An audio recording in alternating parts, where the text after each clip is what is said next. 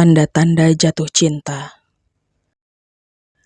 Hari pertama sebagai staf personalia, Amara datang dengan mengenakan kemeja putih dan kulot hitam seperti ketika melamar kerja hari itu.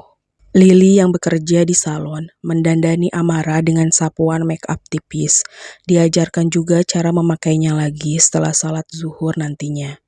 Amara pun tampil berbeda ketika memasuki ruang kerjanya. "Ai, cantiknya," goda teman-temannya yang masih oge. "Jangan jadi lupain kita loh." "Ih, enggak atuh. Kalian tetap teman baik aku. Selama sebulan kemarin, cukup untuk kita menyebut itu sebagai teman." Amara menatap ketiga temannya yang tersenyum bahagia. "Kita seneng banget, akhirnya kamu jadi staf. Tapi jangan jadi sombong kayak yang lain ya." "Nggak akan, aku janji. Aku akan tetap jadi Amara yang kemarin. Tampilan ini cuma casing yang dibuat sahabatku di kontrakan, Lily." Amara tertawa. "Ya udah, kami kerja dulu. Kalau butuh apa-apa, kita dengan senang hati bantu kamu." Amara mengangguk haru. Ia pun melambaikan tangan pada teman-temannya. Kemudian duduk di kursi dengan menatap penuh haru. Ia pun akan diberitahu apa saja tugasnya oleh Gavin. Namun, lelaki itu belum datang. Ia pun hanya memperkenalkan diri pada para staf yang sesungguhnya sudah mengenalnya. "Selamat pagi, Pak Gavin," ujar sekretarisnya yang tengah mengobrol dengan Amara. "Pagi," balas Gavin menoleh, dan matanya hampir tak berkedip melihat penampilan gadis yang ditaksir sahabat sekaligus atasannya, Araf. "Ahem," sang sekretaris batuk karena melihat Gavin terpesona dengan wanita di sampingnya. "Oh, Amara, 15 menit lagi tolong ke ruangan saya ya. Mau saya jelaskan banyak hal." Gavin tersenyum. "Baik, Pak." Amara pun mengangguk dengan sopan. "Dasar cowok," kekeh sekretaris. "Hati-hati, Pak Gavin ini biasa naklukin cewek. Kalau apes, malah melayani, tapi akhirnya terbuang dari kantor ini. So, mending jaga diri ya." "Iya, Bu." Amara tak terlalu ambil pusing dengan tatapan para lelaki, karena sejak dulu pun dia pujaan para lelaki kaya maupun miskin. Namun, endingnya tetap sama, batal dinikahi. Dia sudah sangat kebal dengan urusan perasaan dan cinta. Karena itu, tak terlalu peduli dengan reaksi para lelaki dengan kecantikannya. Baginya, semua hanya menyukai wajahnya, bukan keseluruhan dirinya termasuk keluarganya. Sampai kapanpun, dia akan tetap menghormati ibu yang telah melahirkannya. Bahkan sangat bangga dengan nasab dalam bentuk binti yang tersemat pada dirinya, Amara binti Nilasari. Bangga, sangat bangga. Dia akan sedih jika harus bernasab pada seorang lelaki yang tak memberikan kontribusi apapun selain kesakitan dan kepahitan ibunya. Gavin sendiri tersenyum ketika memasuki ruangannya. Dia teringat wajah cantik Amara, tapi juga Araf yang jelas sudah menunjukkan rasa pada gadis itu. Mau tidak mau, dia harus mengubur segala rasa dan mungkin harapan di hatinya. Dia pun meraih ponsel dan menghubungi Araf. "Anda akan pingsan melihat kecantikannya," kekehnya. "Siapa?" tanya Araf yang baru sampai ruangannya dan membuka jas lalu menaruhnya di tempat khusus. "Siapa lagi? Dewi Amormo itu. Dia cantik sekali dengan polesan make up dan kemeja putih. Andai transparan, kamu akan mati di hadapannya." Gavin menggoda dan mengusap wajah.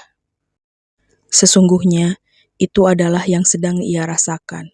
Dia begitu terpukau dengan pesona Amara yang menurutnya luar biasa unik. Membayangkan dia memakai kemeja transparan atau tipis, lalu basah oleh air, kepalanya seketika menggila. "Kurang ajar, jangan bayangkan macam-macam tentang dia." Araf tertawa sambil memejamkan mata. Rindu, tapi ia ingin menghapus perasaan yang muncul sejak beberapa hari ini. Belum jadi siapa-siapanya, sudah sangat posesif. Sebenarnya akan sangat adil jika kita bersaing secara fair. Untuk mendapatkannya, minimal menikmatinya. Brengsek, Jangan lakukan itu. Aku tidak tega. Dia wanita baik-baik. Aku selalu terbayang saat dia masih jualan rempeyek. Dia gadis baik, Gavin. Araf teringat pertemuan pertamanya dengan Amara. Sungguh, sebuah kebetulan yang bisa dia artikan sebagai takdir yang harus dijalaninya. Amara. Dia pun membuka laptop dan mengakses CCTV ruang personalia. Benar saja, dia melihat sosok yang dibicarakan Gavin itu benar-benar membuatnya merasakan ngilu di ulu hatinya. Entah apa, antara senang, tapi juga sakit dan gugup yang tak bisa diartikan apapun olehnya. Amara benar-benar telah menyihirnya. Bahkan saat dia menyaksikan bagaimana Gavin menggodanya saat sedang memberitahu apa saja tugasnya, karena Gavin masih melakukan video call dengannya, dan ponsel ditaruh di sebuah tempat yang dapat menangkap wajah Amara. Jadi, tugas kamu nanti merekap absen pekerja dari mesin daftar hadir.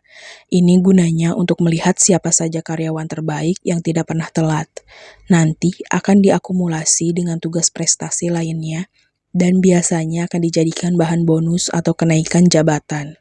Bahkan, bisa saja itu kamu sendiri, tapi kamu juga tidak bisa curang.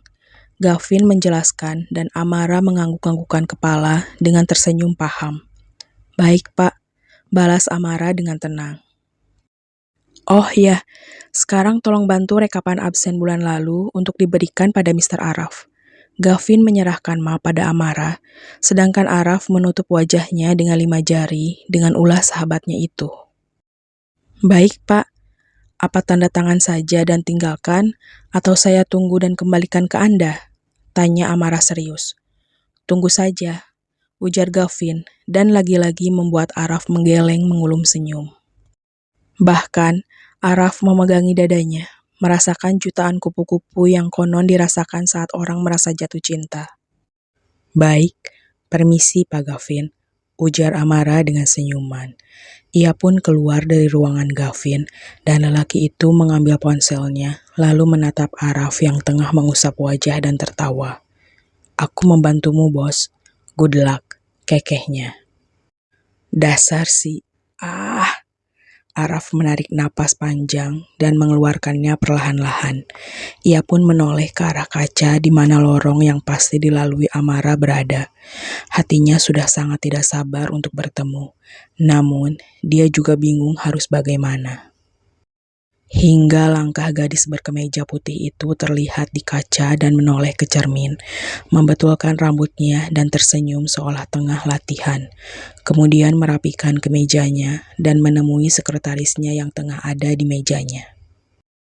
Intercom menyala. Pak, ada Amara dari bagian personalia membawa berkas titipan Pak Gavin, ujar sekretarisnya. Suruh masuk, ujar Araf sambil membuang napas, lalu menghirup lagi dan merapikan duduknya seolah tengah serius bekerja. Selamat pagi, Pak Araf, sapa Amara dengan senyuman mautnya, yang memang sengaja dia pamerkan, menyadari lelaki itu terpesona dengannya, bagian dari sebuah rencana. Pagi, balas Araf dengan dingin dan santai seperti biasa. Selamat, sudah jadi staf personalia. Senyum tulus itu membuat Amara sempat tak berkedip dan berhenti berpikir. Oh, iya, terima kasih, Pak. Semua karena Anda. Amara berdiri di hadapan Araf yang justru malah mengamati penampilannya. Amara pun menunduk dan mengecek pakaiannya. Apa ada yang salah, Pak? Oh, tidak. Duduklah. Cepat. Araf mengendalikan dirinya. Kata-kata dari Gavin telah membuatnya memiliki fantasi yang sama. Ia pun membuka map dan membiarkan Amara menunggu di depannya. Sesekali dia melirik ekspresi wanita di hadapannya itu, sambil membuka map yang harus ditandatanganinya. Oh ya, kamu belum cerita tentang kamu, misal keluargamu? Ujar Araf mencoba mencairkan suasana kaku di antara mereka. Oh, haruskah? Tanya Amara. Boleh saja. Aku menerimamu bekerja di sini karena kasihan, dan ternyata kamu juga memenuhi klasifikasi. Aku penasaran, kenapa kamu bisa nekat ke kota dan hanya berjualan rempeyek. Araf membuka lembar tiap lembar kertas di dalam map. Oh, baiklah. Saya berniat bekerja supaya bisa mengobati ibu saya. Sekali lagi saya tekankan, saya cerita ini bukan untuk dikasihani. Araf mengangkat wajah dan menatap Amara yang juga menatapnya. Sakit apa? Tanya Araf penasaran. Orang selalu memanggilnya gila. Jawab Amara membuat Araf tercengang dan menatap serius. Tapi bagi saya, dia hanya sedang tertidur sejenak dan menikmati rasa sakitnya dengan sebuah hayalan indah. Tapi dia butuh diobati agar bisa kembali. Lanjut Amara dengan menunduk, menahan air matanya. Aku turut berduka atas apa yang dialami ibumu. Apa tidak ada rumah sakit jiwa di sana? Tanya Araf. Ada, tapi tentu saja butuh biaya dan pamanku yang bertanggung jawab atas kami menolak mengurus. Karena itu aku harus punya uang untuk bisa memberikan fasilitas terbaik untuk ibu. Amara tersenyum dengan mata yang hampir basah. Sekali lagi, jangan kasihani aku. Araf tersenyum dan menggeleng. Tidak, aku akan membantumu dengan cara memberikan gajimu tepat waktu. Bagaimana? Lelaki tampan itu tersenyum dengan hangat. Terima kasih, Pak. Anda baik sekali. Semoga diberi kebaikan sama Allah atas semua kebaikan yang Anda berikan. Amin. Balas Araf sambil menandatangani berkas dan memberikannya lagi pada Amara. Jangan lupa dandan lagi di cermin, godanya lagi. Amara tersenyum dan memalingkan wajahnya yang menggemaskan saat memamerkan lesung pipinya. Araf pun sampai tak berkedip menatapnya. Anda sengaja ya membuat dinding itu cermin supaya orang bercermin dan Anda melihatnya dari dalam. Amara berdiri dan berjalan ke dinding kaca sambil tersenyum dan memancing Araf agar mendekat kepadanya. Benar saja, lelaki itu bangkit dari sofa dan berjalan ke arah dirinya. Berdiri tepat di belakangnya, sama-sama menatap kaca dan pantulan keduanya terlihat saling memandang. Amara menyunggingkan senyum, lalu menunduk dan menoleh ke belakang. Maaf, jika aku bersikap seperti teman dengan Anda. Saya lupa, kita atasan dan bawahan. Amara tersenyum dan menunduk. Namun, saat mengangkat wajah lagi, Araf sudah sangat dekat dengannya. Aku mau tanya sesuatu. Katanya dengan mengamati setiap senti wajah Amara yang mengerjapkan matanya berulang-ulang. Menantang lawannya untuk semakin masuk pada perangkap yang tengah ia siapkan. Tanya apa, Pak? Amara mundur perlahan dan Araf maju, hingga punggung sang wanita di kaca dan sebelah tangan Araf di sisi kirinya. Apa yang kamu rasakan saat ini? Apa kamu merasa ada hawa aneh?